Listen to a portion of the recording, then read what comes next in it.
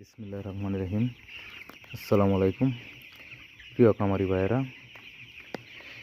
আজকে আমার মুরগির বয়স 14 দিন। ইনশাল্লাহ গ্রোথ টোথ মিলায় সব কিছু মিলাই আলহামদুলিল্লাহ ভালো আছে।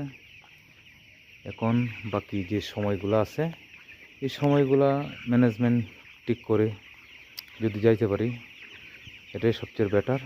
আর আমরা একটা জিনিস মাথায় রাখতে হবে যে প্রত্যেকটা টাইমে প্রত্যেকটা ভ্যাকসিন যাতে সঠিকভাবে করতে পারি, আর বিশেষ করে কিল ভ্যাকসিন সহ যাতে আমরা ভ্যাকসিন করি, তাহলে আমাদের মধ্যে ভয় জিনিসটা কাজ করবে না।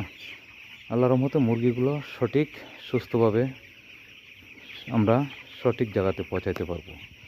এই জন্যই আমাদের সর্বপ্রথম ভ্যাকসিন এবং নিয়মিত ম্যানেজমেন্ট ঠিক রেখে মুরগ পাললে আশা করি তো আমরা মুরগ পালতে গেলে লাভ লস সম্পূর্ণই নির্ভর করে আল্লাহর হাতে, ভাগ্যের উপর। তো লাভ হবে না কি হলো, সমস্যা তো নাই, লাভ হয়েছে না, লস তো আর হবে না। যদি সঠিকভাবে আমরা যত্ন নিতে পারি এবং শ্রম দিতে পারি, শ্রমের মূল্যটা পাওয়া যাবে। ধন্যবাদ।